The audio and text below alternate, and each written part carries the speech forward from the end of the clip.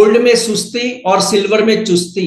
एक ट्रेडर या फ्रेशर को अब नई पोजीशन कहां बनानी चाहिए, कहां मिलेगा मुनाफा और कैसे करें ट्रेड, इस पर बात करेंगे पृथ्वी फिनमार्ट के कमोडिटी डायरेक्टर मनोज कुमार जैन से। मैं हूं कमल शर्मा। मनोज जी, आपका स्वागत है मोलतोल में। नमस्कार कमल जी। जी नमस्कार मनोज जी। आज अमेरिकी बाजार बंद है स्वतंत्रता दिवस के उपलक्ष्य में, जबकि भारतीय बाजार खुले हुए हैं। बुलियन बाजार के इस सप्ताह अब तक हुए ट्रेड पर आपकी क्या टिप्पणी रहेगी? कमल जी, यहाँ पे बुलियन बाजार में जैसा कि जानकारों को लग रहा था कि अब सोने में कोई बड़ी गिरावट आ जाएगी, लेकिन ऐसा होता हुआ नजर नहीं आया। सप्ताह की शुरुआत यहाँ पे पॉजिटिव नोट पे हुई। हालांकि यहाँ सप्ताह के आखिर में कल जब यूएस के नॉन फार्म पेरोल के डेटा आए तो उम्मीद से बेहतर थे, तो ऊपरी लेवल से कुछ मुनाफा वसूली जरूर देखने को मिली। लेकिन हमने देखा कि पूरे सप्ताह के दरमियान $3,280 का जो सपोर्ट लेवल था, सोना इंटरनेशनल मार्केट में होल्ड करता हुआ नजर आया। हालांकि 3400 के स्तर को वो पार करने में असफल रहा। तो अभी हम कह सकते हैं कि एक दायरा जो है सोने में इस सप्ताह देखने को मिला। लेकिन इसके विपरीत अगर चांदी की बात करें तो वहां पे एक अच्छी बढ़त देखने को मिली। और चांदी का जो सितंबर वायदा इंटरनेशनल मार्केट में कल $37 के स्तर को भी पार करता हुआ नजर आया।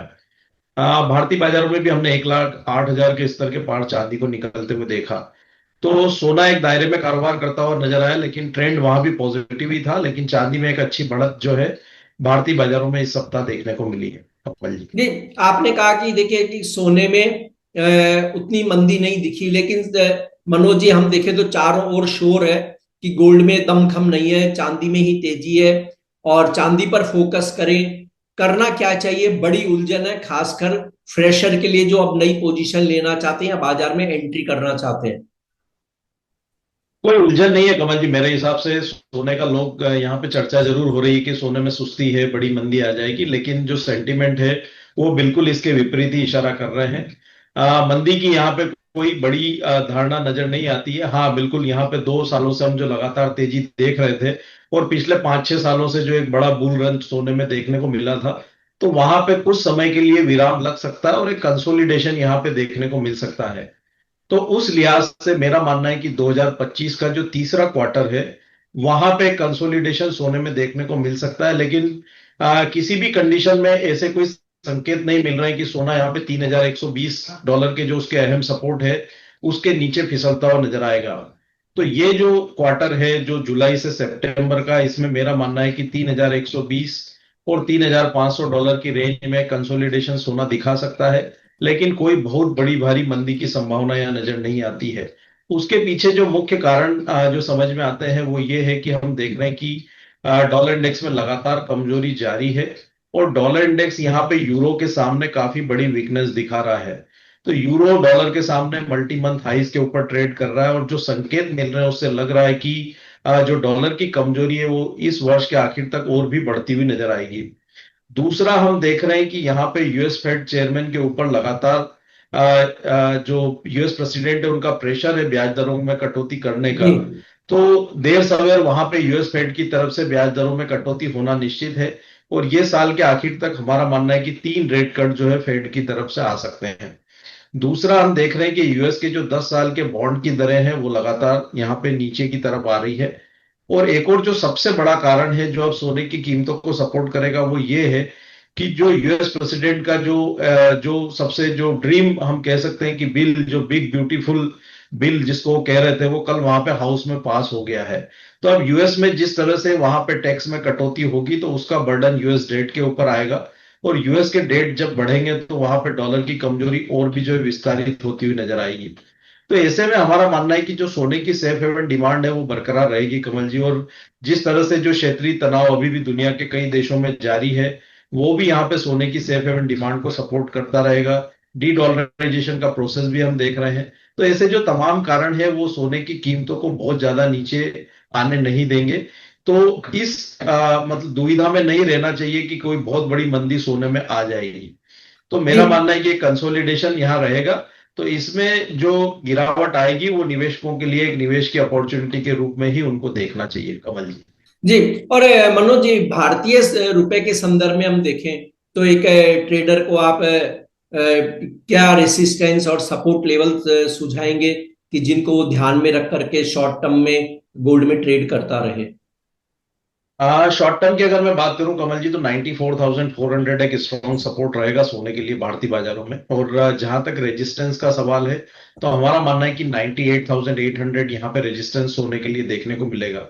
लेकिन पूरे क्वार्टर की अगर मैं बात करूं तो यहाँ पे 91,000 जो है मैक्सिमम डाउन साइड रह सकता है सोने में। उससे बड़ी गिरावट अभी यहाँ पे हाल फिलहाल में आती हुई नजर नहीं आ रही है। वही 99,200 जो है क्वार्टर के लिए एक रेजिस्टेंस सोने में देखने को मिलेगा। तो ये जो 6 से 7 हजार रुपए का जो दायरा है सोने में इस क्वार्टर में रह सकता है। लेकिन अगर कीमतें 92-91,000 की रेंज में आती है, तो वो लंबी अवधि के निवेशकों के लिए फिर एक बार निवेश की बेहतर अपॉर्चुनिटी होगी। तो कोई भी निवेशक जो सोने में निवेश की रणनीति बना रहे हैं या बनाना चाहते हैं, तो वो इस गिरावट का फायदा उठाएं। और टॉप और बॉटम मार्केट का किसी को पता होता नहीं है, तो ये बेहतर होगा कि आप एसआईपी के जरिए यहाँ पे निवेश की जो है प्लानिंग अपनी रखें। सोना एक ऐसा सेट क्लास है जिसने लंबी अवधि में हमेशा निवेशकों को पॉजिटिव रिटर्न दिया है। जी तो आप इस गिरावट में अपने निवेश की शुरुआत कर सकते हैं और एसआईपी के रूप में सोने में जो है निवेश के लिए प्लानिंग कर सकते हैं कमल जी। जी। अब मनोज जी, हम सिल्वर की भी बात कर लें तो सिल्वर पर क्या टारगेट होंगे? किस तरह के रेसिस्टेंट और स्टॉप लॉस को मेंटेन करें, और ये इसका परफॉर्मेंस कुल मिला के कैसा रहेगा? गोल्ड से बेहतर, या क्या आप मानते हैं?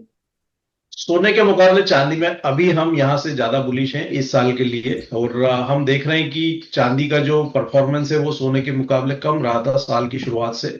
लेकिन अब चांदी जो है धीरे धीरे वहां पे जो अपना ट्रेंड है वो फर्म करती हुई नजर आ रही है। एक समय हमने देखा था कि जो गोल्ड सिल्वर रेशियो है वो 102 के स्तर को भी पार कर गया था, लेकिन अभी हम देख रहे हैं कि जो रेशियो है वो फिर धीरे धीरे जो है यहाँ पे 90 की तरफ जो है आता हुआ नजर आ रहा है। अगर गोल्ड सिल्वर रेशियो 90 के स्तर के नीचे सस्टेन होगा कमल जी, तो फिर यहाँ पे चांदी का जो ट्रेंड है वो और फर्म होता हुआ नजर आएगा। तो ऐसे में हो सकता है कि सोने में कुछ करेक्शन या पॉज देखने को मिले, लेकिन चांदी में आउट परफॉर्मेंस रहेगी। दूसरा, चांदी में यहाँ पे इंडस्ट्रियल डिमांड भी जो है बेहतर होती हुई नजर आ रही है। अब जो यूएस प्रेसिडेंट यहाँ पे लगातार कई देशों के साथ ट्रेड डील को लेकर के अग्रसर है। चाइना के साथ उन्होंने डील की है, इस सप्ताह वियतनाम के साथ डील हुई है।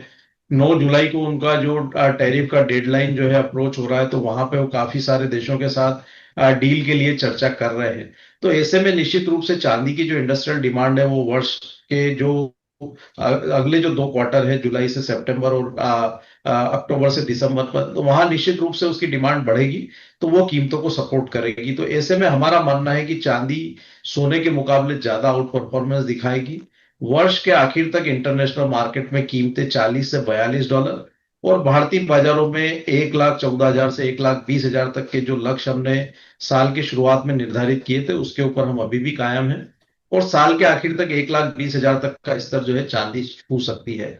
वहीं डाउन साइड में अगर हम सपोर्ट की बात करें तो 34.40 जो है चांदी के लिए इंटरनेशनल मार्केट में अब काफी अहम सपोर्ट रहेंगे। उस लिहाज से भारतीय बाजारों में 1,03,500 का जो स्तर है वो चांदी के लिए काफी मजबूत सपोर्ट का काम करेगा।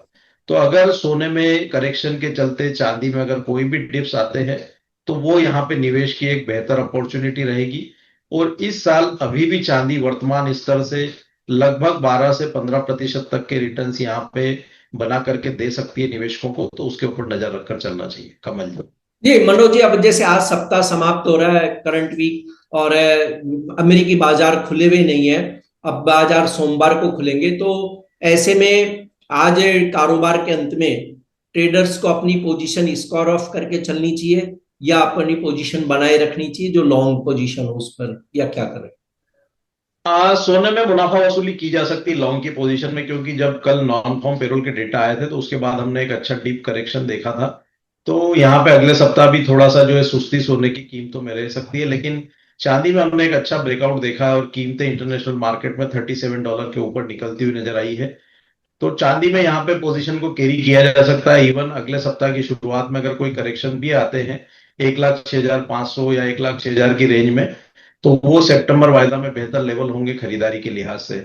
तो सोने में लॉन्ग की पोजीशन में एक बार मुनाफा वसूली करना चाहिए। चांदी में यहाँ पे पोजीशन रखी जा सकती है, कोई डीप आता है तो वहां पे और भी एड की जा सकती है।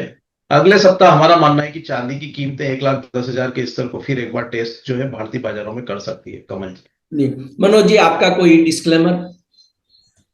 सोने और चांदी के फ्यूचर्स मार्केट में हमारी कोई पोजीशन नहीं है, कमल जी। और यहाँ पे समय समय पे रिकमेंडेशन होने के चलते क्लाइंट्स की इनमें पोजीशन हो सकती है। आप सोने या चांदी किसी में भी अगर अपनी रणनीति बना रहे हैं तो अपने वित्तीय सलाहकार की सलाह से ही बने। जी, आपका धन्यवाद, शुक्रिया मनोज जी। Thank you.